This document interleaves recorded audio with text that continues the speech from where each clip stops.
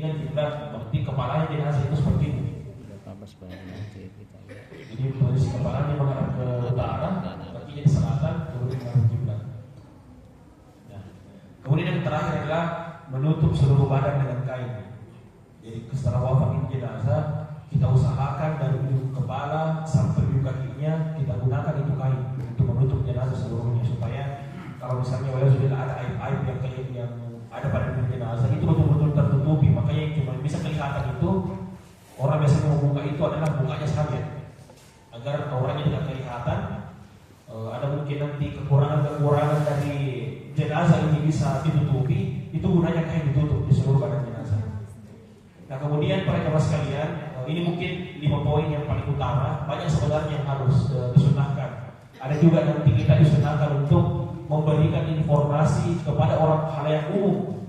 Jadi misalnya tanda yang meninggal, kita usahakan gunakan itu WhatsApp atau mungkin sosial media yang lain, kita kabari orang-orang yang mengenal ini jenazah. Itu tujuannya untuk apa? Tujuannya itu supaya orang-orang yang tahu ini jenazah itu bisa mendoakannya dengan yang baik-baik. Itu pentingnya kalau ada sesuatu itu kita sebarkan informasinya ke grup-grup. Apalagi kalau ada tanda yang meninggal, jangan lalu informasinya itu orang-orang sekitar saja.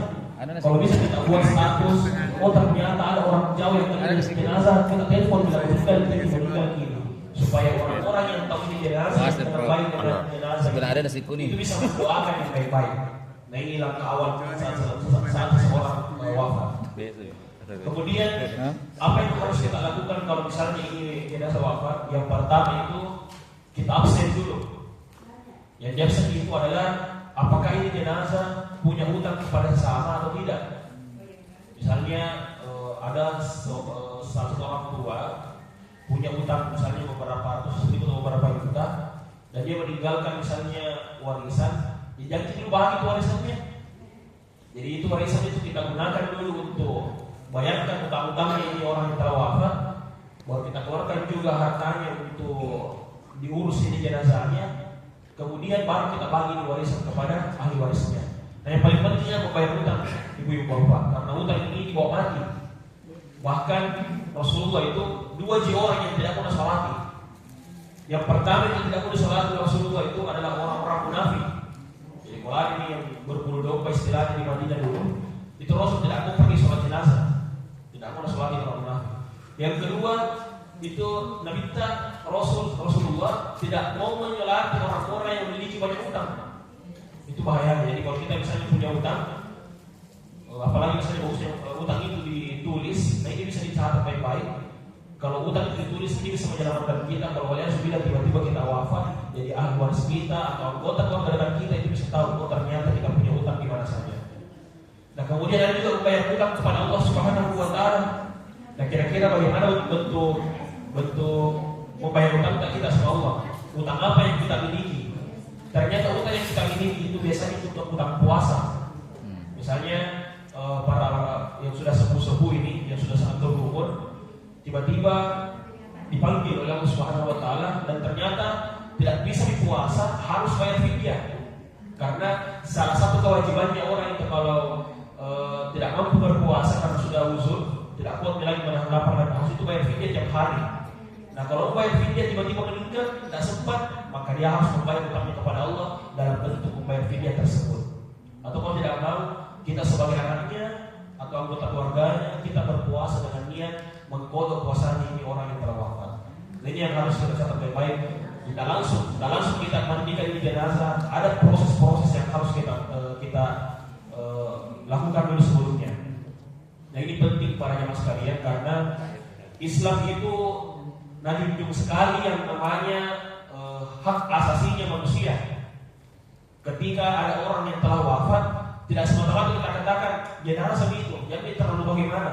Islam itu masih menjunjung tinggi, kalau perempuan kalau perlu jangan sampai kelihatan orangnya. Padahal sudah wafat ini perempuan, tidak boleh kelihatan orangnya. Laki-laki kalau misalnya punya aib, ditutupilah rapat-rapat. Jadi nanti kita lihat orang-orang yang mengurus jenazah ini dia. Jadi yang pertama ini orang yang betul-betul, kalau saya sudah politik itu A1, lingkaran paling dekatnya ini yang bisa mengurus jenazah ini. Kita lihat dulu sifatnya, apa saja sifat-sifat yang harus dimiliki. Yang pertama itu orang yang bisa mengurus jenazah itu harus punya sifat berani. Jadi kalau peloi salah saat melihat jenazah, dua tarki kayak mengurus jenazah, yang sampai nanti salah-salah, butuh memang jam terbang ini. Nanti baru lihat jenazah, dia tidak ingin. Itu. Yang kedua, dia harus sabar dalam mengurus jenazah, tidak boleh terburu-buru. Tidak boleh terburu-buru. Dan yang ketiga ini yang paling penting, dia harus amanah. Karena kalau kita mengurus jenazah, otomatis kita ini yang paling tahu apa saja yang terjadi di kondisi tubuhnya ini jenazah. Misal ada jenazah nanti ternyata tanda lahir itu besar sekali. Dan itu satu organnya. Kalau orang yang tidak amanah, setelah nama nikah bisa saja pergi dan cerita ke tetangganya bahwa itu ternyata tanda lahirnya besar sekali punggungnya. Itu tak boleh. Jadi penting ini amanah. Jadi tadi yang pertama adalah berani, terbiasa oleh jenazah, mengurus jenazah. Yang kedua dia harus sabar, tidak boleh terburu-buru. Yang ketiga itu amanah, dia pintar menahan diri untuk menyembunyikan kekurangan-kekurangan dari aibnya jenazah yang diurus. Yang terakhir yang paling penting adalah memahami tata caranya mengurus jenazah. Karena mengurus jenazah ini salah satu bentuk syariat kita, yang mana kalau namanya syariat Bapak Ibu pasti ada tata cara yang harus kita lakukan. Yang namanya aturan itu pasti ada metodenya, prosesnya. Jadi yang paling penting. Nah kemudian kalau kita sudah punya sifat-sifat tersebut, berani, sabar, amanah dan memahami tata cara, kita lihat dulu pihak siapa yang berhak mengurus, khususnya memandikan, karena memandikan ini yang paling krusial. Ternyata orang yang paling berhak mengurus itu adalah suami atau istri kita. Nah itu paling penting. Kenapa ini sekarang paling pertama? Karena mau tidak mau suami atau istri ini dia yang paling tahu dari asal pesetnya kita. Bahkan saya mungkin bisa jamin ibu-ibu, bapak-bapak, kalau kita wafat, bisa jadi kita berwasiat, maukah istriku saja yang mandikan kah? Atau mungkin ibu-ibu, maukah suamiku saja yang mandikan kah? Karena memang suami atau istri ini adalah orang yang paling terdekat dari kita. Nah itu. Tapi kalau misalnya sudah wafat salah satu dari mereka, tidak ada yang bisa mandikan, yang mau tidak mau yang mandikan itulah mahramnya. Mahramnya itu yang masih memiliki hubungan darah yang dekat. Misalnya kalau bapaknya meninggal, ya anaknya yang mandikan. Kalau ibunya yang meninggal, anak perempuannya yang mandikan. Atau begitu pun sebaliknya. Atau kakeknya atau neneknya, pokoknya kalau istilah warisan itu garis atas, kakek, ibu, anak, cucu itu bisa semua memandikan karena mahram. Nah kemudian kalau misalnya mahram sudah tidak ada juga, jadi ini hierarki Bapak Ibu ya. Ini dulu. Kalau misalnya tidak ada ini, baru ini. Kalau misalnya tidak ada ini, baru ini. Nah bagaimana kalau pihak keluarga? Pihak keluarga ini kita lihat dulu bagaimana sifatnya. Jadi jangan satu pihak keluarga harus memiliki tadi ini sifatnya, 4 ini semua. Ini semua. Kalau misalnya sudah ada, kita lihat pihak keluarganya. Pihak keluarga yang berhak mandikan itu yang harus sama jenis kelaminnya.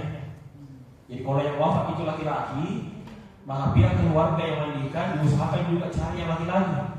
Kalau perempuan yang wafat, maka yang harus memandikan itu kita adalah pihak keluarga yang perempuan. Bagaimana kalau ada orang yang sebatang kara, tidak ada nih sepupunya, tidak ada nih anaknya, tidak ada nih orang tuanya, siapa yang memandikan? Nah, yang memandikan itu adalah orang-orang atau tetangga-tetangganya, itu yang bersepakat kira-kira siapa yang diamanahkan. Kalau zaman sekarang itu gampang Bapak Ibu, karena kalau tidak ada nih 3 orang yang bisa, banyak itu jasa-jasa yang dibuka oleh biasanya masjid-masjid atau ormas-ormas untuk memang khusus untuk mengurus jenazah ini. Nah, ini orang-orang yang diamanahkan. Jadi ini penting untuk kita tahu supaya ketika dimandikan ini jenazah, karena ini mandi paling penting, dikafani dan lain-lain, kita tahu siapa kira-kira orang yang berhak. Ya jangan sampai karena ada perempuan yang meninggal, pihak keluarga laki-laki semangat untuk mandikan, itu tidak boleh. Gitu. Jadi kita lihat dulu ini ya, bagaimana tahapannya. Suami istri, mahramnya, pihak keluarga, dan yang terakhir adalah orang yang diamanahkan. Dan semuanya wajib punya sifat ini, berani, sabar, amanah, dan memahami tata cara. Nah, kemudian kita lanjut. Apa saja kewajiban kita yang masih hidup bagi yang telah wafat? Jadi yang pertama ini ada 4 ini yang harus kita penuhi. Jadi jenazah ini pasti minta haknya. Jadi bisa bicara 4 ini yang harus kita penuhi kalau kita masih hidup kepada jenazah, takut kita yang sudah wafat. Yang pertama itu yang harus kita lakukan adalah kita mandikan ini jenazah. Ini tahapannya. Kemudian yang kedua adalah kita mengkafani ini jenazah. Nah, ketiga kita harus mensolati ini jenazah, dan yang keempat ini kita kuburkan ini jenazah. Ini kalau orang yang matinya mati yang normal, bukan mati syahid. Kalau ada orang yang mati syahid, mati berperang di jalan Allah, biasanya itu yang tidak dilakukan itu adalah memandikan dan mensolati. Langsung saja dikafani, kemudian dikuburkan. Ini perbedaannya kalau orang yang matinya di wafatnya biasa dengan wafatnya itu mati syahid. Karena kalau mati syahid, Bapak Ibu, tidak boleh dimandikan karena takutnya kalau dimandikan orang yang mati syahid itu bisa habis hilang darahnya. Padahal darahnya ini akan menjadi saksi di akhirat kelak bahwa ini orang betul-betul berjuang kepada Allah Subhanahu wa taala. Dan dia tidak perlu sholat karena orang pasti sudah pasti dia masuk surga, orang mati syahid. Makanya yang poin nomor 2 dan poin nomor 4 saja kalau mati syahid, kalau dia wafatnya normal seperti biasa, 4 kewajiban kita mandikan, kita kafani, kita sholati, dan kita kerumikan atau kita kuburkan. Nah, ini 4 hal. Nah, kita merangkum mungkin kita mulai dari hal yang paling pertama, bagaimana kewajiban kita ketika kita memandikannya. Nah, kalau kita ingin memandikan jenazah, Bapak, Ibu-ibu, syaratnya mayat yang dimandikan itu adalah dia harus beragama Islam. Yang paling penting. Kemudian dia itu tidak mati syahid, dan yang ketiga itu masih ada anggota tubuhnya. Nah, sekurang-kurangnya, jadi di dalam kitab Safinatul Najah, kalau kita memandikan ini jenazah, kalau mungkin cara yang paling gampang itu gampang sekali sebenarnya. Batas minimalnya kalau kita mandikan jenazah itu seluruh anggota tubuhnya itu diratakan dengan air, sama kalau kita mandi wajib. Jadi batas minimalnya itu dari ujung rambutnya sampai ujung kakinya. Kalau kita sudah rasa basah di semua ini, sebenarnya sudah cukup dimandikan jenazah. Ini yang harus kita paham. Jangan sampai kita rasa ya namanya dimandikan itu harus digosok pakai sabun, mencari sik atau lain, itu tidak perlu. Itu batas minimalnya. Apalagi kalau kurang air kita rasa, yang penting ini dari ujung rambut sampai ujung kaki sudah basah dan rata dengan air, maka itu paling cukup, itu cukup saja. Tapi kalau kita mau mendapatkan akmalnya, kesempurnaannya memandikan jenazah, ini yang kita lihat di bawah. Jadi tahapannya itu 3. Saya tidak rangkum ini karena sebuah kalimat. 3 yang harus kita lakukan kalau memandikan jenazah. Yang pertama itu adalah membersihkan ini jenazah. Yang kedua itu kita kasih wangi-wangian. Yang ketiga itu kita awetkan itu jenazah. Apa maksudnya kita bersihkan itu jenazah? Kita gunakan air. Karena kalau kita terserah dibilang itu kita kasih mandi mayat, itu seperti kita kasih mandi wajib orang. Artinya tidak boleh kita langsung pakai sabun. Kalau kita mau kasih mandi jenazah, yang paling pertama kita lakukan ratakan dengan air biasa, dengan campurannya. Ya begitu, jadi agak berbeda ini dalam syariat kita dengan yang kita pahami. Misalnya kalau pakaian kotor, kalau kita mau kasih lagi itu najisnya sebenarnya jangan dulu pakai sabun, pakai air dulu bersih, baru pakai sabun setelah itu. Nah begitu juga kalau mayat. Jadi air dulu kita gunakan untuk membersihkan jenazah. Nah kemudian setelah dibersihkan pakai air, apa yang kedua? Kita kasih dia wangi-wangian. Nah di situ baru boleh kita gunakan air sabun. Gunakan air sabun baru kita bilas. Kemudian kita gunakan daun bidara. Misalnya kita cari di Google, ada di tempatnya daun bidara. Kita campur dengan air, kemudian kita siram ini di jenazah. Ini untuk mewangikan. Kita kasih harum jenazah. Yang ketiga, kita campur ini air dengan kapur barus. Air dengan kapur barus. Ini tujuannya supaya ini jenazah tidak cepat rusak. Karena biasanya takutnya ada semut atau mungkin lalat atau mungkin hewan-hewan yang tidak diinginkan yang bisa membuat kondisi fisiknya di jenazah bisa rusak. Itu tidak diinginkan, makanya disiram yang terakhir dengan kapur barus. Nah mungkin kita bagaimana mungkin bagi Bapak? Kita langsung praktiknya kita selesaikan dulu ini pemaparannya. Selesaikan dulu teorinya. Selesaikan dulu teorinya. Teori dulu. Nah, jadi tadi ini tahapannya. Jadi kalau kita mulai memandikan jenazah, kita usahakan sebelum air itu menyentuh mayatnya jenazah, kita bersihkan dulu semua kotoran-kotoran yang ada pada jenazah. Nanti kita praktek ini, kita bersihkan pakai jari saja, hidungnya kalau ada kotoran-kotoran kita bersihkan pakai kelingking, kita lihat mungkin telinganya kalau kotoran kita bersihkan, pusatnya mungkin atau mungkin lubang depan dan lubang belakangnya jenazah ini kita bersihkan, semuanya kita bersihkan, baru kita siram baik-baik. Betul-betul Islam ini mengajarkan adat yang luar biasa, bahkan sama jenazah sekalipun. Makanya saya tuh selalu berpesan, kita usahakan ini jenazah saja dalam agama Islam diatur sedemikian ketatnya. Artinya Islam mengajarkan kita jenazah saja harus dipakai, apalagi orang yang masih hidup. Itu penting itu kalau kita beragama secara kafah. Orang yang wafat saja kita jaga, apalagi seharusnya orang yang masih hidup bertetangga dengan kita itu selalu kita jaga kasih kita, hubungan kita. Karena kalau kita wafat, bukan orang lain yang urus kita, pasti yang paling pertama itu adalah tetangga rumah kita. Nah, kemudian yang kedua, kewajiban yang kedua ini adalah mengkafani mayat. Nah, ini agak gampang sedikit karena kita lihat jumlah kainnya itu, kain kafannya laki-laki itu 3 lapis saja. Tidak usah banyak-banyak karena kalau kain kafan itu 3 lapis itu sudah menutup insya Allah, tidak transparan nih. Nah, kalau perempuan ini ternyata 5 lapis yang kita gunakan. 5 lapis, lebih tebal perempuannya. Tapi 5 lapisnya ini bukan ditumpuk-tumpuk, ada nanti metode-metodenya. Jadi 2 lapis yang paling pertama, yang paling besar ditaruh paling bawah. Kemudian yang menjadi bajunya ini si mayat perempuan ditaruh di atasnya, baru ada nanti potongan kain di atas dikasih di kerudung, potongan kain di bawah ini dikasih kayak rok. Jadi ini 3 potong kain ini, 1 lapis, 2 lapis, 2 lapis, itu barangnya dikasih pakai baju di jenazah yang perempuan supaya betul-betul tidak kelihatan awalnya. Nah, baru dalam 2 lapis kain terakhir digunakan untuk menutup seluruh badannya. Nah, kemudian menggunakan kain putih yang bersih. Ini disunnahkan. Sebenarnya tidak ada aturan wajib bilang harus pakai kain putih. Bisa juga pakai kain batik atau pakai kain apa? Makruh hukumnya. Itu pun makruh kalau dalam masalah hukum Bapak Ibu itu tidak dosa orang sebenarnya. Jadi pengertiannya makruh itu bukan kalau kita lakukan berdosa.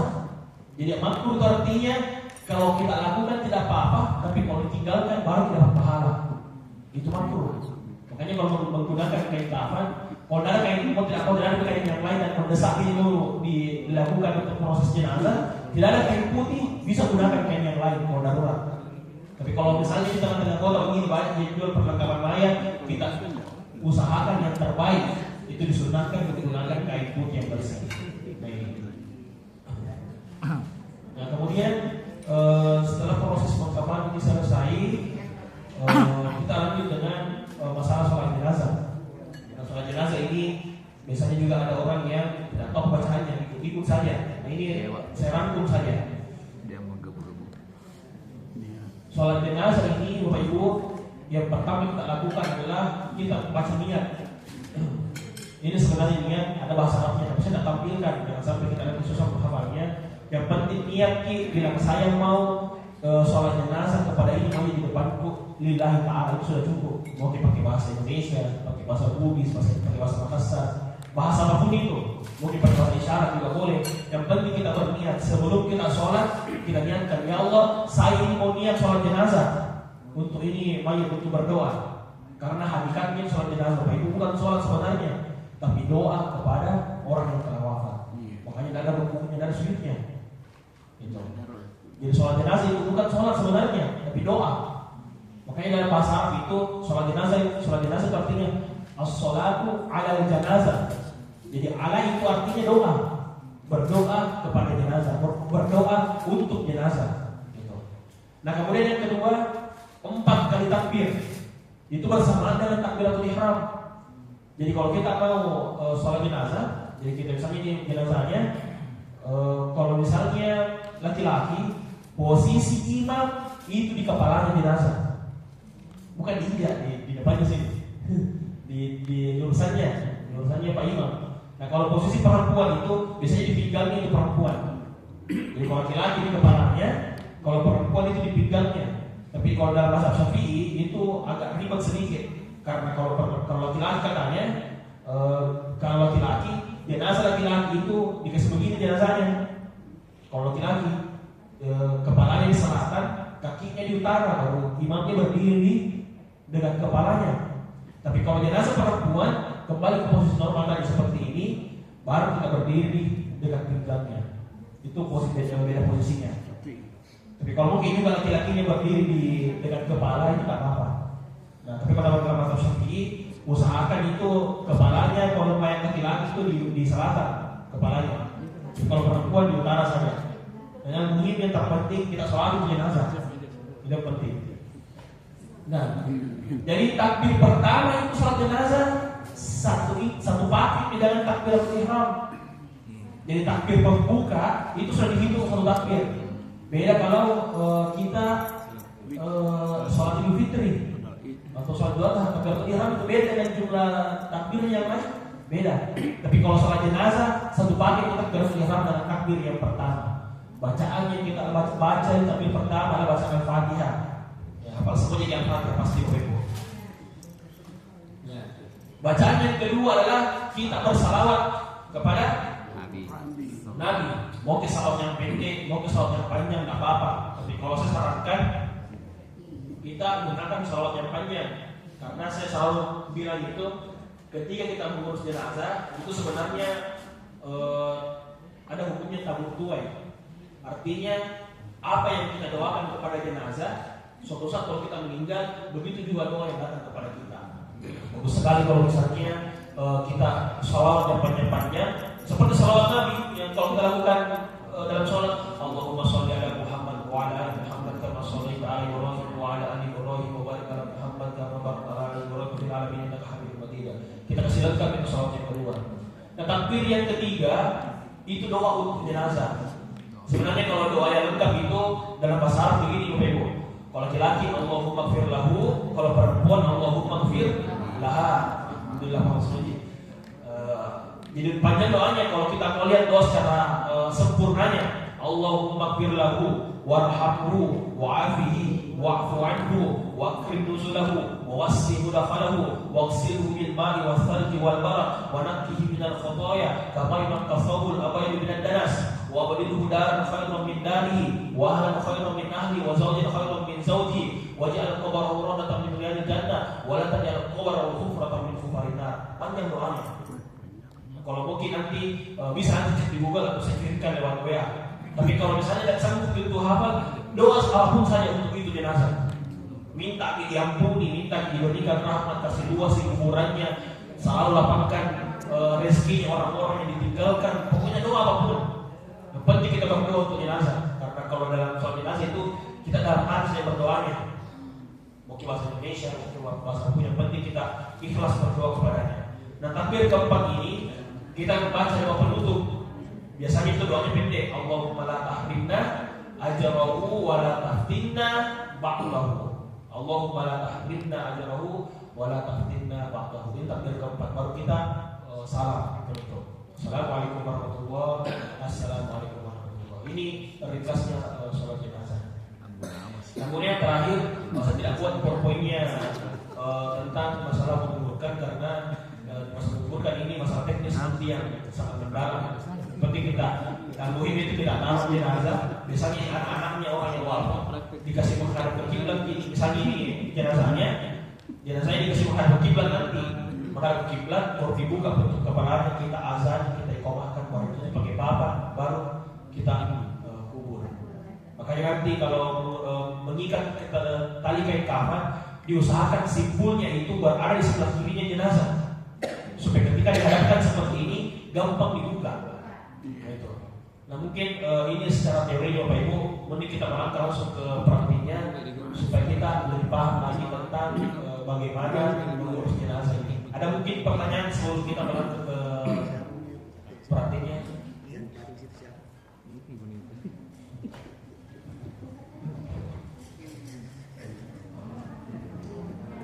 Nasi kopi Pak Ustaz. Iya. Panjang yang doanya panjang. Waalaikumsalam warahmatullahi wabarakatuh.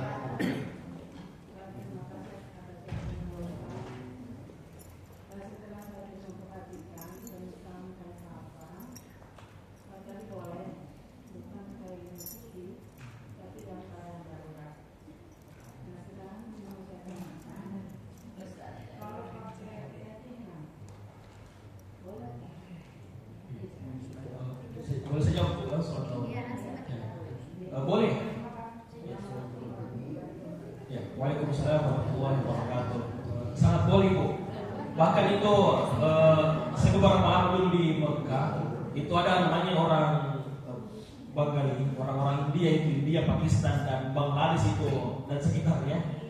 Itu dia gunakan itu kain ihramnya itu memang dia setelah pergi umrah atau haji, dia taruh kembali itu kainnya untuk digunakan itu sebagai kain kafannya.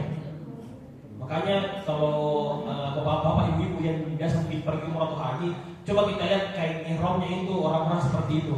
Pasti beda dengan kita kayak handuk.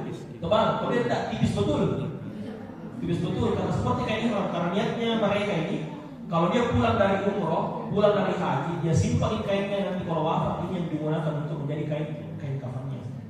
Jadi boleh. Jadi yang muhim masalah kain ini, yang penting kain ini bersih, tidak ada najisnya, kemudian bisa menutupi seluruh jenazah dan tidak transparan. Ini sebenarnya sudah memenuhi syarat. Makanya ini pentingnya kita bedakan apa yang wajib, apa yang sunnah, apa yang makruh, apa yang haram. Dalam masalah hukum Islam itu bukan antara boleh dan tidak. Kita harus klasifikasikan ini perbuatannya haramkah, wajibkah, sunnahkah, atau mungkin buah saja. Nah, ini masalah kain seperti ini Bapak Ibu. Kain ini kalau kita menggunakan kain putih, gara-gara kita sering lihat itu jenazah menggunakan kain putih, bisa jadi kita bilang wajib mungkin ini menggunakan kain putih, padahal tidak. Dalam agama Islam tidak memberatkan gunakan kain putih itu sunnah hukumnya. Tapi kalau dalam keadaan mendesak dan kain yang lain, boleh menggunakan kain yang bukan warna putih. Gitu. Yeah.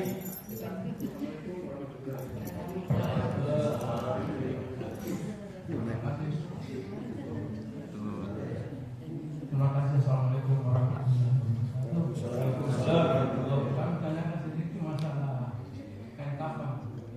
Itu kalau saya itu di sini menggunakan kain kafan itu dijahit. Kalau kebiasaan saya itu kain kafan itu tidak dijahit. Apakah bisa itu? Terima kasih. Masalah kain kafan biasanya itu kalau kita pergi ke toko perlengkapan mayat itu tidak ada kain yang dijahit, kita beli per meter. Nah, maksud saya itu pada saat menggunakan itu mereka jahit dua dari satu kan? Tidak. Kalau kebiasaan saya itu tidak dijahit Pak. Ya betul. Yang disunahkan itu ditumpuk nanti kainnya. Jadi diselang-seling. Ya diselang-seling, betul. Diselang-seling. Dijahit, dua disatukan baru disusun begitu saja. Sebenarnya itu boleh-boleh saja karena di dalam mengurus jenazah perempuan misalnya itu bisa pakai baju sebenarnya. Karena kalau saya itu saya bilang itu kalau selang-seling begini baru diuk. Jadi kalau perempuan juga itu kena sekali itu tidak taruh di sana. Jadi dia tidak akan dijahit. Tapi saya lihat di sini mereka itu dua disatukan, jadi 6 lembar itu sudah tiga susun kan sudah 6 lembar kain. Agak ribet itu. Bagaimana caranya dijahit kain?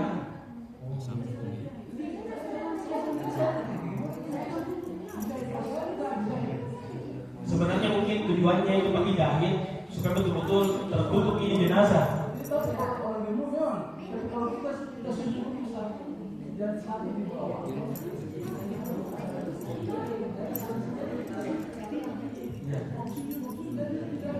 Tidak terlepas, apalagi kalau diikat ini. Itu sebenarnya tergantung skill kita kalau mengurus jenazah. Karena takutnya kalau dijahit juga itu bisa nakasih ribet nih, nakasih susah. Karena dalam mengurus jenazah, kalau misalnya ada hal-hal yang mudah, kita usahakan yang mudah saja. Karena nanti kalau kita praktek nanti ditumpuk itu kain-kainnya kiri, kanan, dan tengah, baru kita bungkus jenazah, baru diikat, insya Allah tidak akan terlepas, tidak akan kelihatan itu bagian tubuh jenazah. Apalagi kalau perempuan ada 3 lembar kain dibuat untuk kayak baju, ada yang jadi roknya, ada yang jadi bajunya, ada yang jadi kudungnya, baru ditutup lagi, tidak kelihatan itu. Iya. Ada yang bajunya, ada kudungnya juga, baru tutup kayak 2 lembar kain, baru diikat, insya Allah tidak kelihatan. Jadi tergantung skill memang Bapak. Kalau gitu. Tapi laki-laki juga kita bisa bikinkan bajunya juga atasnya laki-laki. Iya boleh. Bisa bikinkan bajunya juga untuk laki-laki kita butuhnya datang. Cuma ribet ya Pak Ustaz. Ini mereka nggak pakai baju langsung saja. Ini menerangkan apa? Ini Tanya tanya ini. jas. Pakai Betul jas, tidak pakai? Betul. pakai jas dengan sepatu. Pakai peti, Sering kamu juga. pakai dasi, Yang sebelah pakai dasi. yang sebelah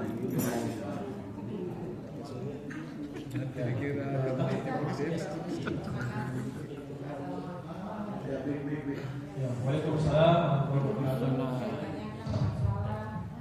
Nah, ini sudah meninggal suami. Yang ingin saya tanyakan masalah memandikan jenazah tadi. Kalau istri atau suami yang meninggal, istri boleh mandikan suaminya atau sebaliknya. Terus bagaimana dengan kalau misalnya ibu yang meninggal, bolehkah anak laki-lakinya memandikannya atau sebaliknya? Anak laki-laki memandikan ibunya atau anak perempuan memandikan ibunya?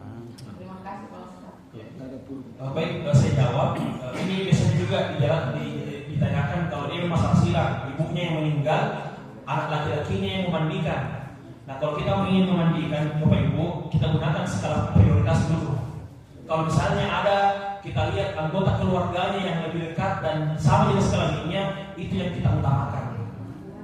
Misalnya tadi ibunya meninggal, ternyata saudaranya ibunya masih ada dan dia memiliki sifat ini, berani, sabar, amanah, tidak berbohong dengan jenazah, itu kita dahulukan. Tapi kalau dari pihak keluarganya tidak ada yang perempuan yang bisa, nah ada yang ada laki-lakinya, yang mau tidak mau laki-lakinya yang harus mandikan. Begitu. Bagaimana? Coba kita dan saya gunakan pertimbangan. Kalau misalnya suruh memilih dua, anak laki-laki kita atau pengurus masjid. Nah ini perempuan yang meninggal. Mau tidak mau pasti anak laki-laki kita yang akan mandikan kita. Tapi kita usahakan tadi gunakan skala prioritas. Kalau misalnya ada di keluarga dekat yang perempuan, kita usahakan keluarga dekat yang perempuan ini yang mandikan. Tapi kalau memang tidak bisa dan tidak paham, yang mau tidak mau kan anak laki-lakinya yang mandikan. Tidak paham gitu. Iya. Iya, terpaksa. Tidak ada yang lain.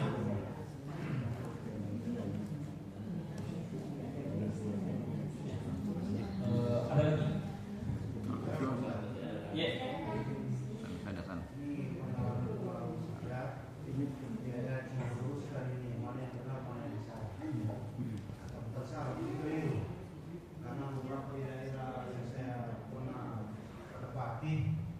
Ada beberapa mayat memang serba salah karena kenapa waktu masih hidup tidak pernah sholat, kenapa setelah meninggal masih disolatkan dan diajarkan kuburan.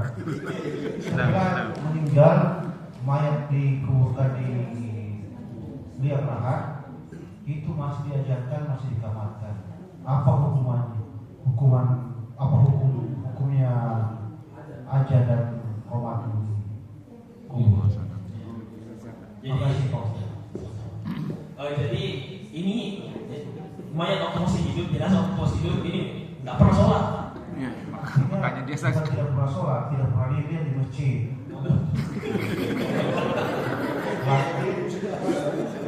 Makanya itu jadi pertanyaan Supply. waktu yang masih Supply. jadi masjid. Termasuk lagi. Kenapa di masjid? Kenapa dari kubur? Kamu ajarkan dan kamu amalkan. Apakah dia masih dengar itu?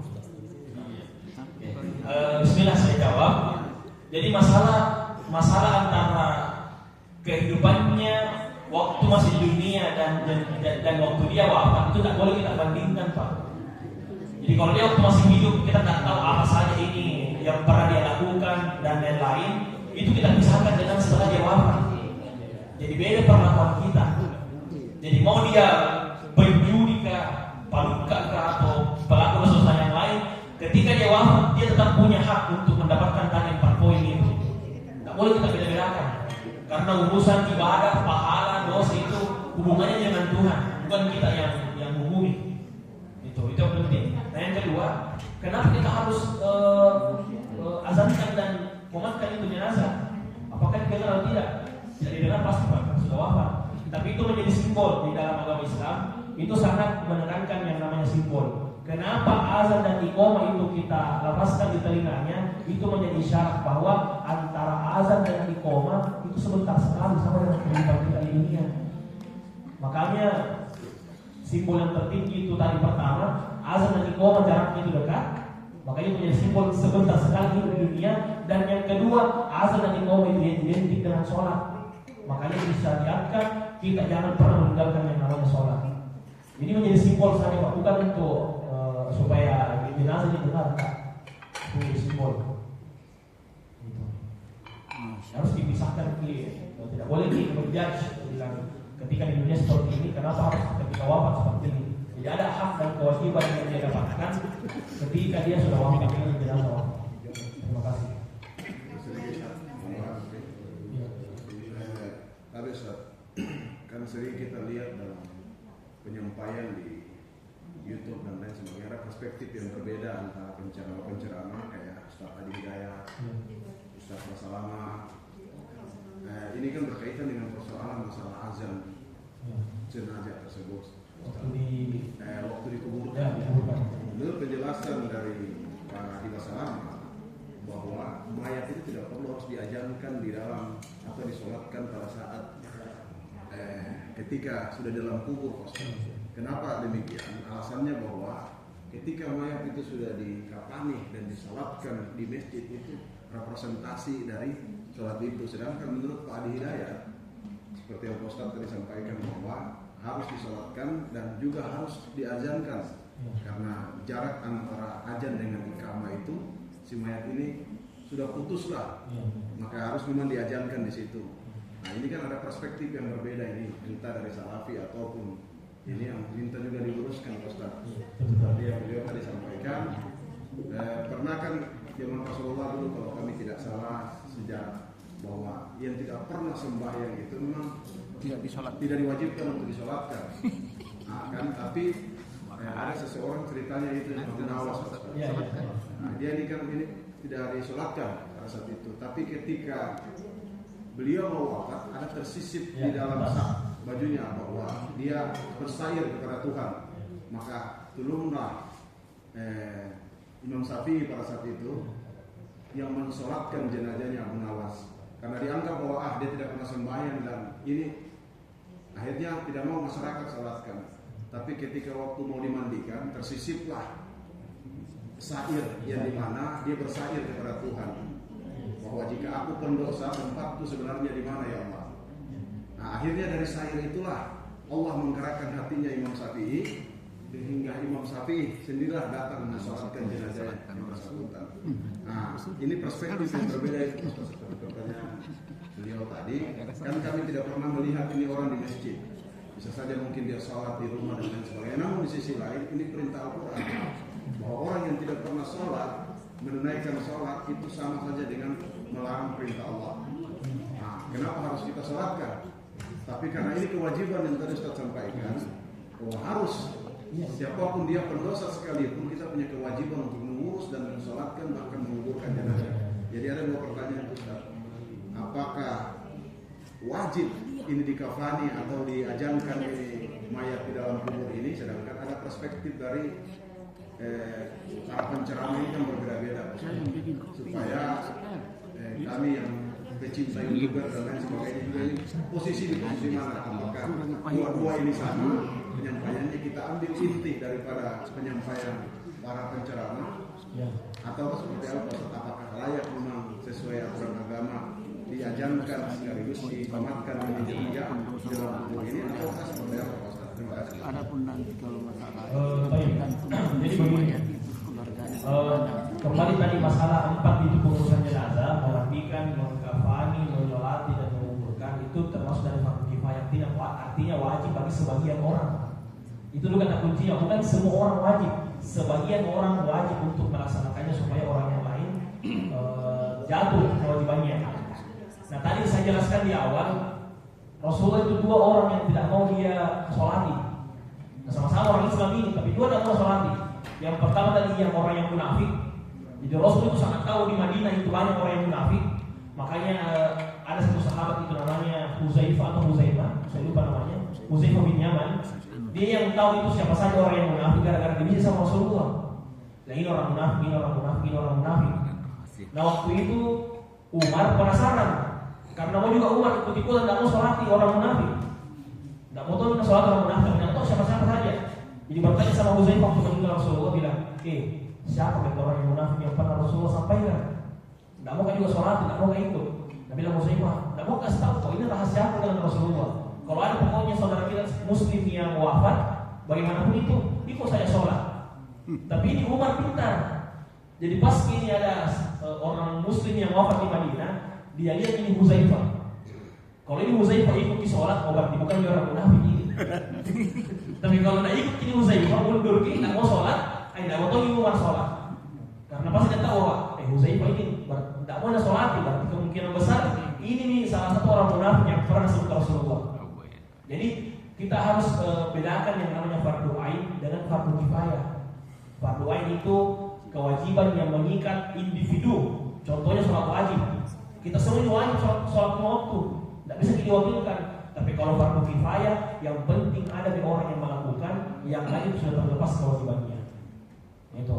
Bagaimana kalau misalnya masalah sholat jenazah tadi, orangnya tidak mungkin pernah ke masjid, atau mungkin bisa jadi pernah bermasalah dengan kita, baku bombeki, nasakiti hati kita, bahkan mungkin belum kita maafkan nama meninggal ki, dan kita mungkin rasanya tidak ikhlas untuk doakan ki, tidak ikhlas untuk doakan ki, maka tidak apa-apa kalau kita tidak mau sholat, karena ini fardu kifayah. Yang penting ada yang Pak Imam sering pergi sholat, itu aman insyaallah. Yang bahaya itu kalau satu kompleks, bombeknya semua. Mandi kayak mungkin nasiram saja, dan apanya salah-salah, sholat, dari mau sholat itu satu kompleks itu berdosa. Tapi kalau satu ada perwakilan yang bisa melaksanakannya, 2 orang saja, insya Allah sudah selesai. Nah, terkait tadi masalah mengazani dan mengiqomahkan, kembali lagi kita kembali kepada hukum Islam.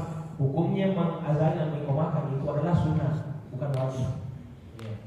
Jadi kalaupun kita tidak mau mengazani atau mengiqomahkan, itu tidak apa-apa. Yang terpenting kita kuburkan itu jenazah dengan sesuai pendapat kita. Itu yang terpenting. Semoga tidak ternyata. Pak Ustaz, tidak ada lagi batas yang mensolat itu, batas jumlahnya tidak ada. Tidak ada. Tidak ada lagi. Batas minimal 1 orang, batas maksimal biar ribuan puluhan ribu orang. Apalagi saya kayak di pondok itu datang semua santri yang pernah diajar, itu bisa puluhan ribu datang ke masjid. Tidak ada batas maksimal. Sedikit lagi Ustaz tambahan. Saya lanjutkan pertanyaannya Ibu tadi. Kalau umpamanya ibunya meninggal, maka anaknya itu bisa mensalatkan, yang khusus rasanya itu laki-laki karena ibu beliau tanyakan tadi. Sedangkan di sini kan dibicara masalah mahram, artinya betul anaknya, tapi kan ini perempuan. Ada bagaimana itu? Artinya maaf, Ustaz, ketika anak laki-lakinya, anak sungguhnya ini memandikan ibu kandungnya yang perempuan, sedangkan tubuh yang ada pada laki-laki dan perempuan ini kan berbeda. Walaupun pada prinsipnya bahwa itu anak kandungnya, tapi kan ini saya juga minta pendapat dari Ustaz. Ini kan anaknya laki-laki memandikan ibunya yang perempuan, sedangkan posisi laki-laki memandikan perempuan dengan ini kan itu yang saya juga minta. Apalagi mungkin kalau laki-lakinya ini belum menikah. Artinya ente dia menikah ataupun belum menikah Ustaz. Ini kan dimandikan ibunya yang perempuan Ustaz. Tata cara kita memandikan perempuan dengan laki-laki ini kan seperti yang saya lihat di kampung saya, itu kan dimandikan itu kan harus dibersihkan semua dubur dan lain sebagainya. Akan dimasukkan tangan untuk membersihkan lubang-lubangnya semua, entah telinganya dan lain sebagainya. Bagaimana kalau anak laki-lakinya ini membersihkan duburnya ibunya? Nah, ini yang sudah saya minta tanyakan, kan harus dibersihkan semuanya ini. Nah, sedangkan tadi Ustaz sampaikan bahwa bisa, tapi ada tapinya, bisa keluar yang mungkin bisa sebagai perempuan yang tetangga bisa memandikan. Nah, sedangkan dalam waktu terdesak umpamanya anak laki-lakinya umpamanya saya yang mandikan karena itu ibu saya. Nah, kira-kira seperti apa yang Ustaz? Bismillah sejauh ini. Tadi kan masalah skala prioritas. Artinya kalau memang keluarga dekatnya ini ibunya perempuan sudah tidak ada, usahakan itu laki-lakinya. Tapi yang penting ini tadi Pak, yang penting punya ini sifat-sifatnya. Jadi jangan cuma kita lihat statusnya sebagai anak, Nah ini mungkin orangnya tidak amanah atau mungkin tidak tahu tata caranya dan tidak kita gunakan juga namanya. Pun nanti kalau kita mandikan, nanti kita pakai tata cara mandikannya, itu tidak dilihat orangnya Pak. Jadi tangan saja yang masuk itu pun kita pakai pelindung tangan. Betul-betul tidak bersentuhan antara kulit dengan kulitnya itu jenazah dengan kita. Jadi nanti ditutup pakai kain, kita bersihkan itu kepala di atas, kita meraba saja. Nah kurang etis kalau misalnya bukan anggota terdekatnya yang melakukan perbuatan tersebut.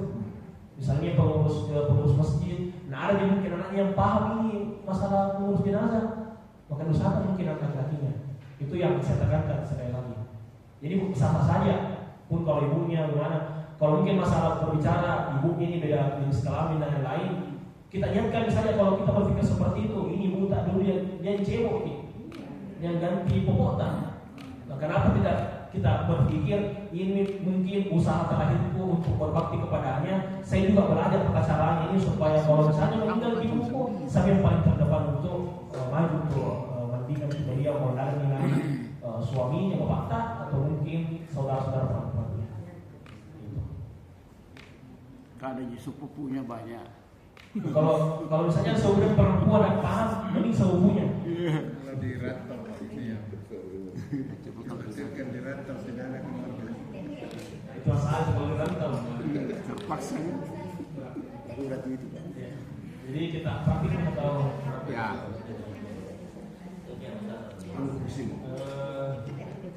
yang mana bagus yang besar itu. yang besar saja. Cukup dikaitkan aja. Cukup.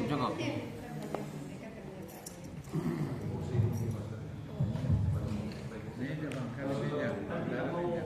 Di meja. Di meja. Kau ada meja di luar. Meja kanan. Yang meja anu. Tidak. Yang hijau. Itu yang hijau. Yang hijau, yang hijau. Bukan di teras meja. Bukan ini. Anu, yang itu memotong. Boneka hidup. Oh, ada itu.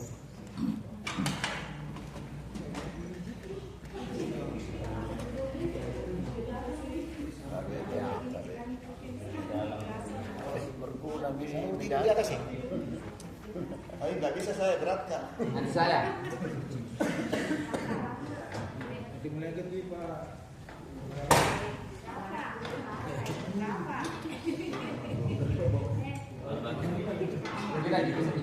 Apa nih?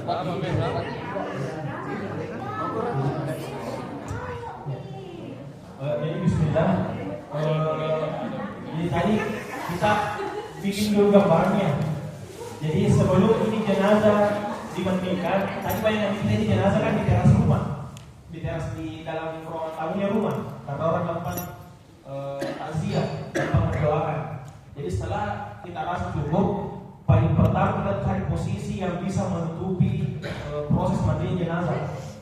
Jadi kita buat misalnya di right, misalnya mungkin di rumah, di pojok rumah kan, atau di garasi rumah, kita buat dari tirai Kain. supaya ya kain atau pokoknya penutup supaya orang-orang yang bisa mandikan itu tidak bisa dilihat dari orang luar. Nah, kalau di kampung itu biasanya di panggung rumahnya orang semua turun, nah di atas mandikan baru dikasih mandi.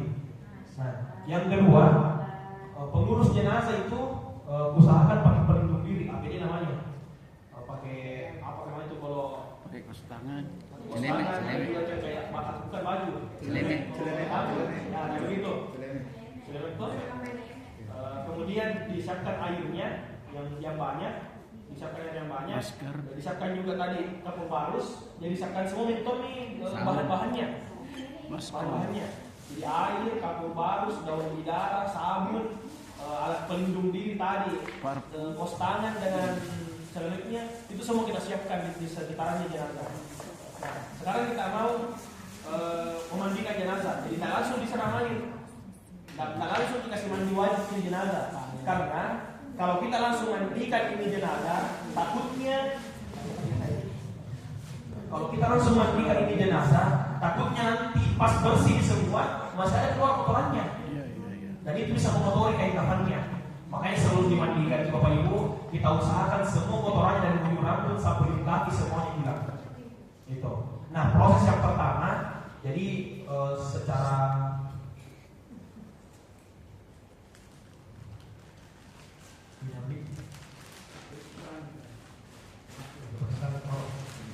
Praktisnya. Jadi secara etikanya kalau kita mengurus jenazah, kita usahakan ini jenazah jangan terbuka seperti ini. Nah, kita selalu berusaha untuk tutup ini jenazah seperti ini.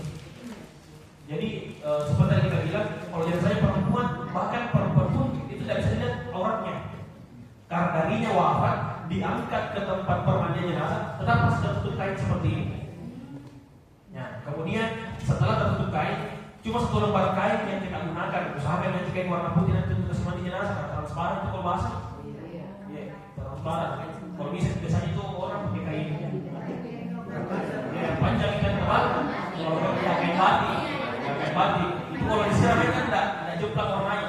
Tapi kalau kain warna putih begini, ya, kena air, kelihatan dari mulai ditutup. Tembus pandang, kelihatan apa basah. Nah, jadi yang pertama itu kita bersihkan dulu giginya. Jadi pada prinsipnya kita gunakan itu telunjuk untuk bersihkan giginya. Untuk bersihkan giginya kita buka begini, begini saja kita rabak. Bersihkan giginya supaya nanti hilang kotorannya. Setelah gigi bersihkan, yang kedua yang dibersihkan adalah hidungnya. Kita pakai kelingking. Karena kalau jempol begini tidak bisa masuk. Nah, pakai kelingking. Kemudian setelah kelingking, kita cara bersihkan kita tutup kukunya. Biasanya itu pakai sikat. Ambil disikat, kita sikat sedikit kukunya supaya hilang betul ini yang namanya kotoran-kotoran tangannya sama kakinya. Yang keempat, tadi pertama mulut, hidung, kemudian kuku, dan yang keempat ini kita dorong, kita urut perutnya. Nah, caranya itu seperti ini. Kalau misalnya jenazah itu kalau mau kita kasih mandi, kita kasih dulu, kasih tekuk, ya, begini sedikit. Nah, kemudian kita kasih menyamping ke kanan. Kaki kirinya kita angkat, baru kita urut seperti ini. Nah, begini kalau kita punya jenazah. Bisa itu ada keluar kotorannya. Oh iya, bagus kalau pakai siku. Itu pokoknya yang penting kita urut. Jangan terlalu ditekan nanti rusak jenazahnya. Nah, setelah kita begini, di sebelah sana lagi kita penyampingin ke sana, diangkat lagi sebelah sananya, baru orang yang sebelah sini diurut lagi perutnya. Balik Ya bolak-balik kiri kanan. Kiri-kanan. Nah, kalau misalnya kita rasa kayaknya masih kotor ini, masih ada mungkin peluang kotor ini sisa-sisanya, boleh kita gunakan tangan kita yang sudah pakai kaos tangan untuk kita raba-raba sekitar kemaluannya untuk dibersihkan. Jadi sebelum kita kasih mandi wajib ini jenazah, kita usahakan semua kotoran-kotoran di barang itu bersih nih. Karena ribet sekali kalau misalnya pas mau dikain kafani, tiba-tiba kita ada kotorannya. Dikasih mandi lagi. Jadi itu penting sekali Bapak Ibu. Jadi tadi mulutnya, hidungnya, kemudian kukunya, kemudian kita urut ini perutnya. Tadi aja kalau perlu kita bersihkan. Semuanya kita bersihkan. Nah, setelah itu bagaimana cara mandikan? Ini belum memandikan, baru proses untuk sebelum mandikan. Kan katanya tidak bisa bicara, jadi dia memastikan bahwa dia sudah bersih kan? Iya, boleh. Kita gunakan saja bilang kalau orang yang paham itu terbiasa ketika jam terbang itu aman. Ya, sebaiknya jangan ngobrol. Etikanya gitu.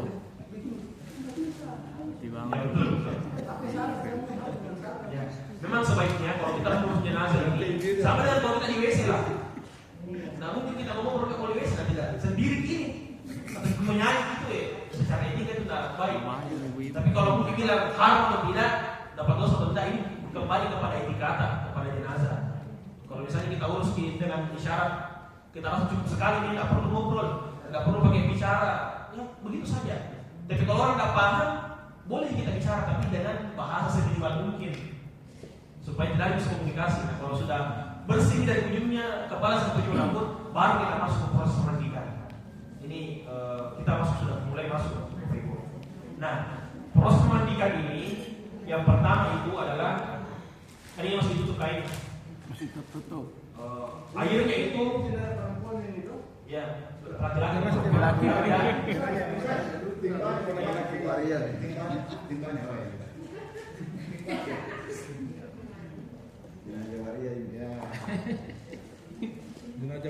Sebenarnya jangan pembahasan kalau jenazah ini masih dalam keadaan berikhram, tapi kondisi ini tidak mungkin tidak ada berikhram. Karena kalau keadaan berikhram itu tidak boleh itu kepalanya sampai dia dimakamkan. Tapi kalau di sini kita wafat, bukan di dalam keadaan berikhram, tidak ada yang umur di sini. Nah, Ustaz, ya. kembali ke kasih bersih gigi, tidak perlu pakai sikat gigi. Oh, nggak usah. Iya, Bung, kasih odol. takutnya nanti kalau kita gunakan alat-alat yang keras, ada yang lepas. Ya, jangan. Kalau gigi mas bagaimana? Diambil. Aku kan pertanyaan mana gitu loh, sakit gigi. Langsung. Kalau sebenarnya tidak harus dicabut, tapi kalau memang memungkinkan cabut saja, jangan sampai bongkar hubungan sama orang. Bahaya sekali dicabut gitu. Jadi hanya yang berharga pokoknya apa yang asli warnanya itu saja. Itu saya bilang kalau misalnya tidak memungkinkan itu dicabut, sudah sekali dicabut, kalau dicabut ini bisa mengalir darahnya, berbahaya, jangan dicabut. Tapi kalau masih kemungkinan dicabut ini aman sih, pas-pasan saja. Dicabut apa banyak lukanya. Ya, ribet itu kalau jenazah masih baru, masih segar darahnya mengalir terus. Lama itu kalau itu baru darah. Nah kalau kena kayak kapan bernajis, kayak kapannya kasihan. Nah, kemudian yang proses yang pertama itu adalah kita takmimul badan firman. Kita ratakan itu badannya dengan air, artinya dari ujung rambut sampai ujung kaki semuanya harus kena air. Bagaimana caranya? Bukan jangan disiram seperti ini, tetap pakai kain. Kain kita gunakan tangan kiri kita untuk menggosok, untuk memastikan untuk rata, baru kita siram. Airnya pakai air yang seperti yang kita gunakan air wudhu. Tidak boleh kita gunakan air mustakmal atau air yang bagaimana, yang makruh. Harus gunakan air yang betul-betul bersih. Kalau mau kian enak, itu pakai selang. Itu lebih gampang itu kalau pakai selang, karena langsung saja segini. Dan kalau ada selang, bisa kita pakai ember. Itu dua embernya, jangan sampai kena najis. Gitu. Nah, caranya itu kita siram seperti ini. Jadi anggap ini ada ember, kita siram, kita ratakan. Kalau kita rasa bagian atasnya sudah cukup, baru kita miringkan air jenazah seperti ini. Miringkan seperti ini. Kemudian kaki, kalau dimiringkan ke kiri, berarti kaki kanannya kita ditumpuk ke kaki kanannya, baru kita siram lagi bagian punggungnya. Dengan cara dan dilihat ya, kita usahakan pakai tangan kiri untuk gosok selama. Nah kalau sudah kita rasa bagian kanannya basah semua dengan air, kita talang-talang lagi jenazah, baru sebelah kirinya lagi kita balik sebelah kiri, ditumpuk lagi ke kaki kirinya. Balik ke kanan kiri, tumpuk lagi kaki kirinya, baru kita siram. Nah ini batas minimalnya. Kalau kita mau mandikan jenazah sudah cukup sebenarnya. Tapi kalau kita mau dapat kesempurnaannya, itu kita bisa setelah dikasih rata semuanya pakai air, itu kita bisa sampoi jenazah, dikasih harum gitu, dikasih sampoi jenazah. Kalau ada rambutnya yang rontok, itu usahakan rambutnya ditaruh di kain kafannya juga, jangan dibuang. Ya, apalagi kalau perempuan ini siapanya rambutnya kalau disampoi hanya ada yang tak disambut, itu dikumpul rambutnya, jangan dibuang. Harus ditaruh tempat di kain kafannya. Nah kemudian setelah disampoi kepalanya, kita bilas, badan juga bisa disabuni. Jangan terlalu penting dia harum, karena tujuan sabun ini bukan membersihkan Bapak Ibu. Tujuan itu mewangikan. Sekarang pakai sabun cair lebih bagus kan? Ya betul, pakai sabun cair. Karena air semuanya itu yang warna hijau. Sabun cair ya betul. Lebih mudah, lebih gampang. Dulu itu kalau nggak salah pakai sabun mayat aja warna hijau itu.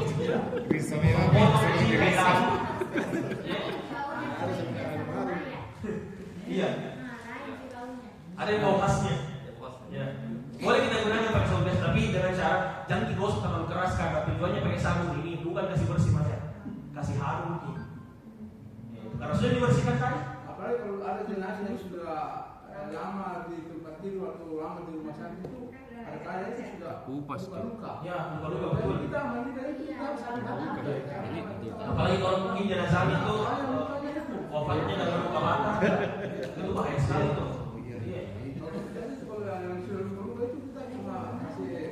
Sama punya saja. Di kalau di tempat ini kita sabun baru kita sia-sia ini aja Jadi gosok. Paling enak sebenarnya kalau air sabun saja kita sedikit saja sabun, baru kita basuh sedikit. Jadi membersihkan. Nah baru setelah pakai sabun kita siram. baru kita pakai air daun bidara. Ini sunnah kita pakai air daun bidara. Kita gunakan lagi untuk mewangikan jenazah. Setelah mewangikan, yang paling terakhir kita gunakan itu adalah kita campur air dengan kapur barus. Ini untuk menjaga kondisi jenazah jangan sampai rusak. Jadi kita siram lagi pakai kapur barus. Nah ini metode memandikannya. Jadi simpel insyaallah Bapak Ibu. Yang penting kita terbiasa. Yang masalah sebenarnya kita tidak pernah coba. Pasti gemetar kita. Ini boleh cari kesemangat di jenazah. Tapi kalau itu tahapannya bilang dikasih hilang dulu kotorannya, baru kita kasih mandi pakai air biasa. Ternyata kalau pakai sabun tak perlu digosok-gosok, baru kita gunakan kapur barus. Insyaallah itu sudah mencapai kesempurnaan cara mandikan. Nah, oh tidak ada gitu baca saya Bismillah. Ini untuk memudahkan saya. Tidak ada doa khusus. Karena yang paling terpenting itu kita laksanakan kalau di mantap. Ya, kan saya untuk memandikan ini jenazah untuk sebenarnya tidak ada lagi kotoran-kotoran yang menimpa di jenazah, sebersih mungkin ini jenazah. Dari dibahas, dari doa-doanya, doa khusus. Nah kemudian setelah itu, setelah memandikan ini kita ganti kain kafannya dengan kain baru, kain mandinya dengan kain yang baru yang tidak menjiplak warnanya warna putih. Kain biasa seperti kain baru tadi kita ganti dengan kain kering untuk dilapaki di jenazah. Karena jangan sampai nanti pakai kain kafan dilapaki itu tidak bagus, itu basah kainnya. Yang menyerap jadi kita ganti ini. Kita ganti dengan caranya juga jangan dibuka begini orang sudah tidak. Kalau ini kain basahnya ambil kain baru kita tarik, ditarik ke dalam seperti itu lagi. Coba bagaimana itu sengaja mulia. Nah, setelah kita memandikan, mungkin menangkap di proses menafani. Ada yang mau bertanya Bapak Ibu tentang cara memandikan ini? Iya, ada tirai yang pelaksana saya. Apa dikasih? Iya.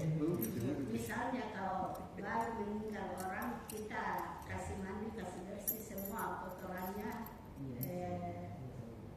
Baru nanti dimandikan. Iya, kalau salah mandikan.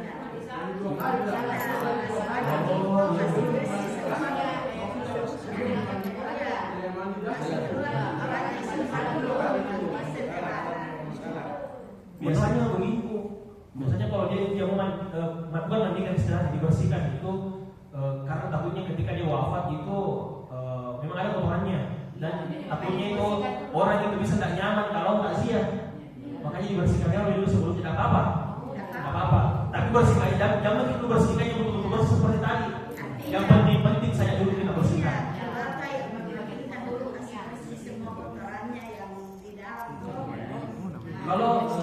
Kalau misalnya untuk di dalamnya yang kayak seperti tadi itu usahakan jangan dulu.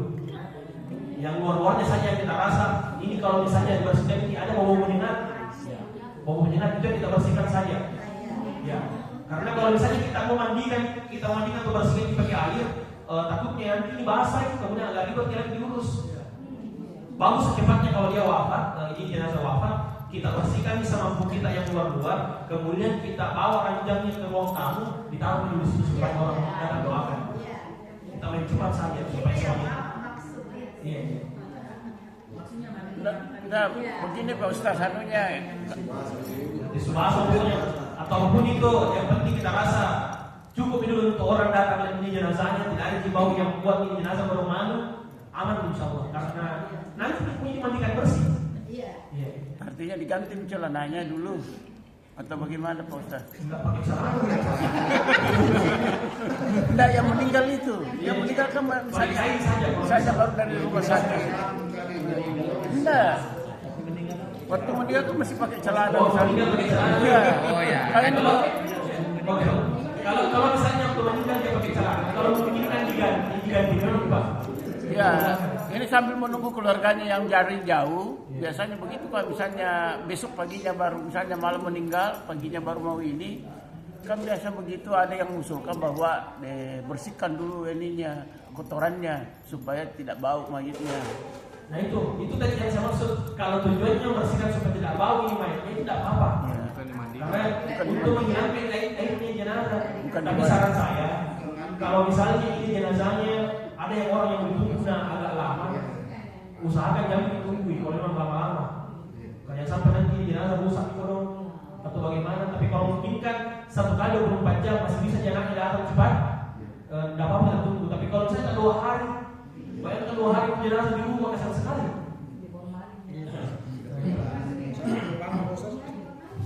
Kasihan. Dan ada beberapa orang saya begitu, anaknya yang luar negeri 2 hari datang perjalanan dia tunggu kesal sekali lumayan. Kasihan.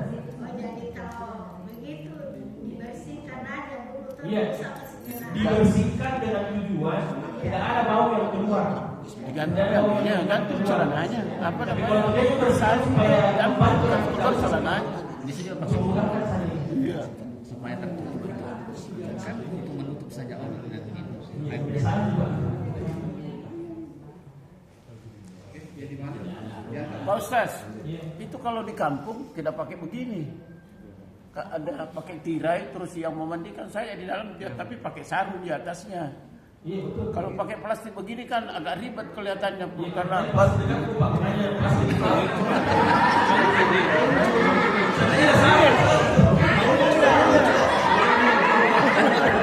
Tidak, cuma ini jangan salah paham kan?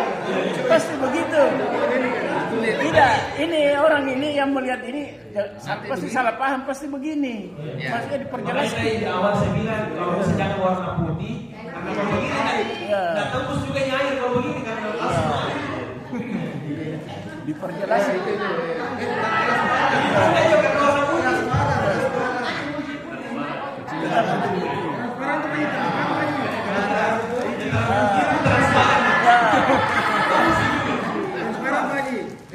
Ada kayaknya Pak Ustaz, sarungnya. Sarung. Supaya ini ya orang ini berkira bahwa harus ditutup di atasnya. Jelas itu. Ya.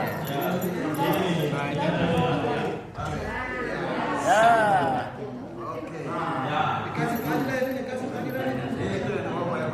Ini di sini di bawah ini siap-siap nih di atas.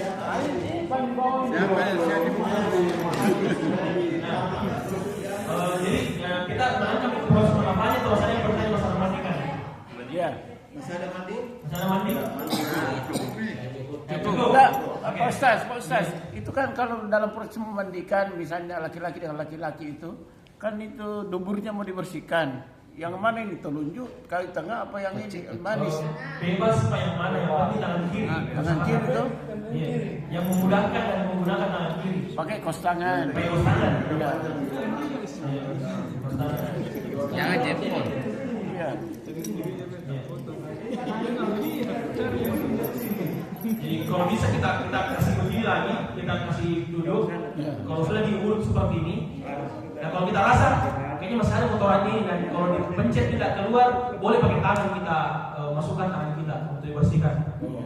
Karena itu ditakutkan jangan sampai sudah dibersihkan semua giliran nanti mayatnya ke kain kafan, pas dilihat kotor kayak kain. Wah ribet sekali kalau begitu, diangkat lagi kembali dibersihkan. Ya, jadi kalau bisa pas proses membersihkan sebelum dimandikan, semuanya kasih bermewah nih, tidak apa-apa lama. Lebih lama itu kalau kotor kayak apa nih? Iya. Kita usahakan saya dulu kalau perlu pakai air, tidak apa pakai air. Tapi dihitungnya mandi jenazah itu bukan pasti siram air ketika dibersihkan kotorannya. Tapi dihitungnya mandi jenazah itu pasti ratakan dari ujung sampai ujung setelah kotorannya bersih. Jadi itu harus kita bedakan. Kalau memandikan jenazah bukan dihitung pas membersihkannya, ini membersihkan untuk memudahkan saya nanti supaya nggak kotor kain kafannya. Tapi dihitungnya memandikan jenazah pas kita siram dari ujung rambut sampai ujung kaki, di situ dihitung memandikan jenazahnya. Tidak wudhu ji Pak Ustaz. Tidak diwudhu. Itu sunahnya terakhir nanti kita kasih wudhu. Terakhir dimandikan. Ya, dikasih wudhu. Makanya saya bilang ini paling bagus kita pakai kos tangan. Makanya harus jelas. Pakai kos tangan. Iya urutannya. Jadi dibersihkan saja dulu Pak Ustaz, ibaratnya kayak kasih mandi, kasih bersihkan. Ya mandi salah tuh istilahnya. Ya. Terus nanti kalinya kayak mandi wajib. Ya mandi wajib ini dari ujung sampai ujung. Baru dihalukan, baru dikasihkan ujung. Iya mandi wajib. Persis seperti kita mandi wajib. Tapi kalau kita mandi wajib, dimandikan diri kita. Nah, ini orang lain dimandikan.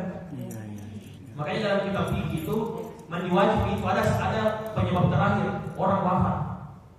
Kan mandi wajib itu ada penyebabnya gara-gara keluar mani, ada haid, ada nifas, ada gara-gara melahirkan.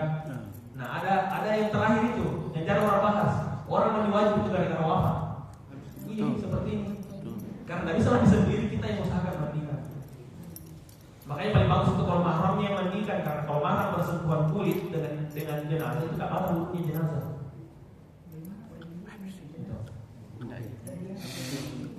Aman, ada lagi? Bagus kalau begini, saya jujur Bapak Ibu, saya lebih suka kalau kita tanya jawab begini, lebih jelas pasti daripada saya sendiri menjelaskan. Sama seperti biasa. Tangannya kumur-kumur jangan nih. Yang wajib saja, muka, siku, kepala, kaki. Ya.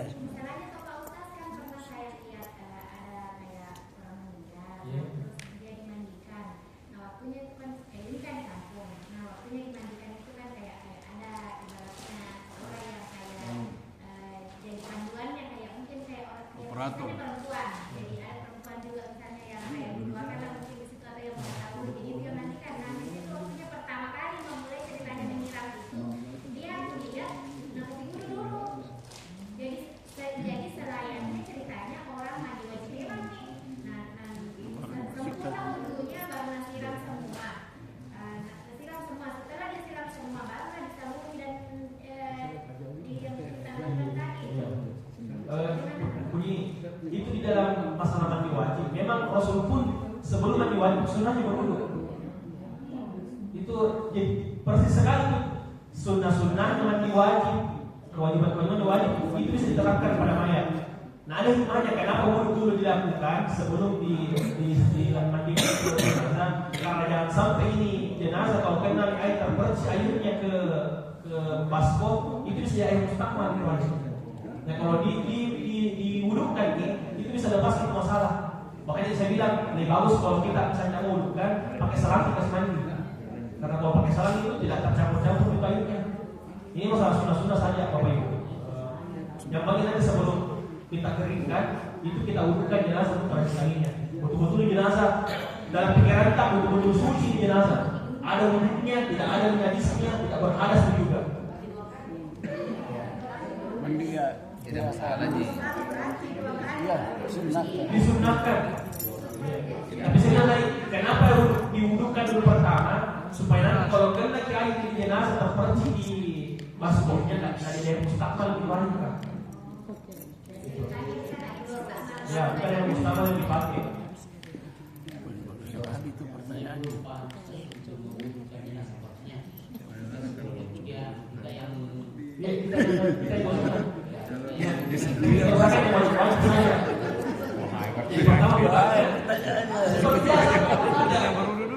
Berarti kita perwakilan kita usap mukanya, kemudian tangannya sama dari yang kanan sampai siku, kirinya juga, kemudian rambutnya sedikit saja kalau Syafi'i kita basuh, kemudian kita cuci baik.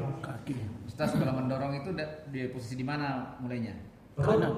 Di bawah busuk. Di bawah usus ya? Pusat, di bawah pusat ya? Atas pusat. Di atas pusat. Ulu hati, ulu hati. Ulu hati di sini. Saya tahu juga. Rusuk. Oh, di bawah rusuk itu ya? Iya, jangan sampai dari mata tuh. Pokoknya di sini itu bukan tempatnya pencernaan. Iya. Pernapasan langsung di sini. Ulu hati. Yang atas pusat. Oh iya. Lambung itu, jelas lambung. Surganya itu. Pokoknya lebih bersih. Bukan pakai tangan. Postas sedikit postas. Bebas tuh, tapi tadi ada bapak lebih bagus katanya kalau begini. Ya begini. Kalau saya misalnya itu biasanya pakai beginian. Terserah yang mana yang membenarkan, tapi kalau memang kita rasa bagus begini, yang pakai lengan itu bagus juga karena bisa lebih rata caranya jorong. Ada juga yang kemarin postas terapan. Itu sebegini. Postas. Itu kan diwudukan apa semua baru dikasih air. Tapi kan bisa batal wudhu kalau disapu di bagian penting-pentingnya itu disentuh. Enggak. Makanya saya bilang Ada wudhu terakhir. wudhu yang pertama itu untuk harus saja membuka supaya airnya jadi mustahil. Tapi nanti terakhir diwudhukan. Terakhir. Ya terakhir. Terakhir sekali. Ya setelah semuanya. Si mayat ini pada saat sebelum meninggal artinya belum mandi wajib atau Ya, benar. jadi memang diwajibkan Ya, diwajibkan untuk diwajibkan terlebih Ya, dahulu sebelum masuk. disunahkan. Baik lagi, tidak terpercik airnya kena baskomnya. Sebelum Dibersihkan dulu baru dimandikan. dulu baru mandi terakhir itu. Jadi itu yang penting itu. Habis itu Dikasih keluar kotorannya, dikasih bangun dulu. Baru Dikasih miring. Dikasih dulu, beginilah 45 derajat. Ini bawaan Jangan diberi. tahan.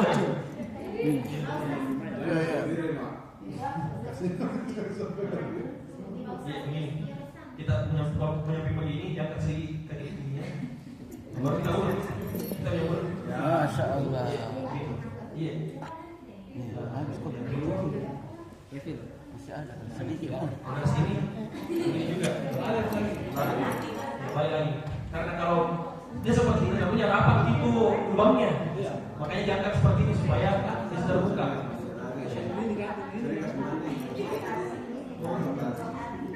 Iya, dari sini. Itu sudah tahu itu misalnya ternyata banyak salah. Sabun.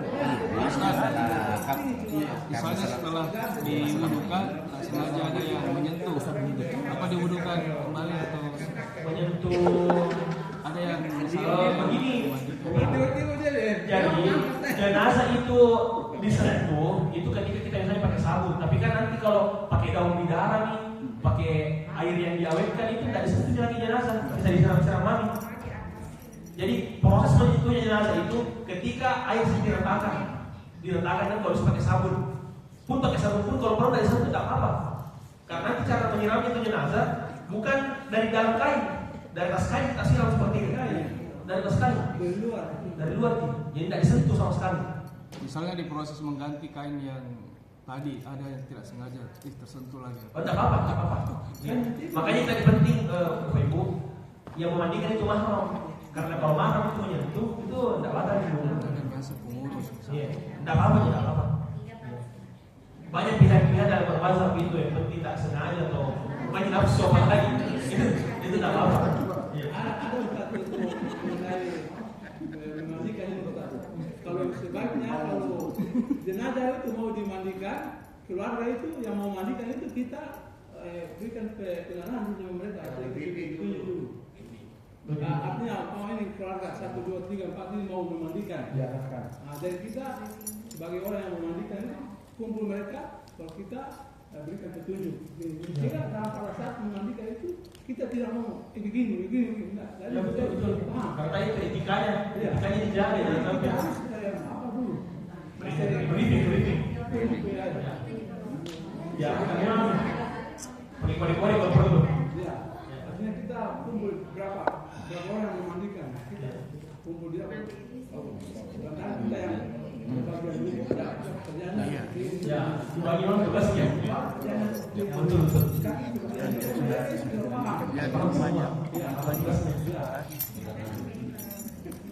Kita lanjut ya. Nah, setelah ini kain yang basah digunakan tadi, itu kain yang kering ditumpuk dulu di atasnya, baru kita tarik yang basah. Ini menjadi handuk, handuknya mayat. Nah, pun kalau setelah, nah di sini kalau bisa diusahakan sebelum memandikan kita ukur itu jenazah. Biasanya itu kalau di orang-orang yang di perkuburan itu ada kayu lawak atau kayak bambu, dia ukur memang panjangnya. Nah kain kafan pun begitu nanti, jadi usahakan panjangnya jenazah atas bawah itu kita kasih dari 1 jengkal supaya gampang nanti diikat. Nah, jadi sebelum kalau bisa sebelum jenazah ini dimandikan, kain kafan itu sudah disiapkan memang nih. Nah coba kita siapkan kain kafannya, ada digunting ini. Ada. Oh ini ada. Ustaz ini kayak masalah dari kamu. Kalau ada orang yang gemuk itu kita harus lebih pandang lagi karena pada saat dibungkus itu dia jadi Iya. Kalau gemuk kita kasih lebih pandang lagi. Jadi jangan cuma sini tahu nanti agak pandang. Kalau orang gemuk itu agak lebar orang gemuk. Dibungkus dia jadi pendek. Untuk ini. Dihukum mayat. Kapan tadi perempuan? sebelum memandikan. Itu ukurannya juga dibawa di kuburan. Yang digali itu. Iya. Saya kira setelah mandi belum nih. Sebelum mandi nih. Iya. Ya, orang sudah kerja di sana. Sebelum mandi diukur ya? Sebelum mandi diukur memang. Atau bahkan pas di teras di ruang tamu waktu takziah orang diukur memang nih. Supaya orang bisa gali luas ukurannya dan orang disiapkan kayak kabarnya. Nah, ini panjang, jadi kita sekarang mau buatkan kain kabar ini mayatnya bagaimana kira-kira panjangnya. Ya. Ini mau mayat apa? Jadi itu perempuan. Laki-laki maksudnya. Laki-laki. Ya.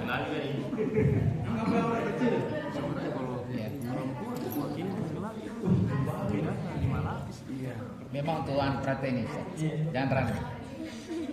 Betul tadi mau simpan di jawabnya. Persiapan. Ada di satu. Gua jadi beli. Kita buat dulu tali, jadi kalau bisa talinya, total talinya orang kalau dikapani itu sekitar 5. Satu di pergelangan, di lutut, kemudian di perut, di sini juga dan terakhir ke kepala. Iya, 5. Bantu. 5.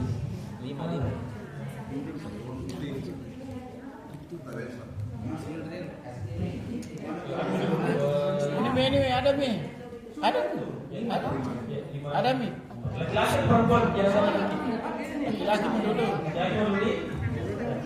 Tadi ada yang seperti ini. Mau dipakai dan begini saja atau tali warna kuning? Dan begini nanti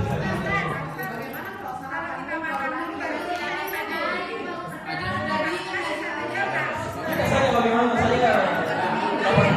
Selesai.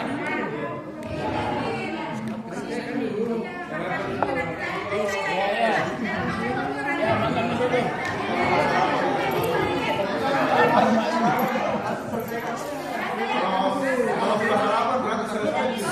Tidak, makan dulu.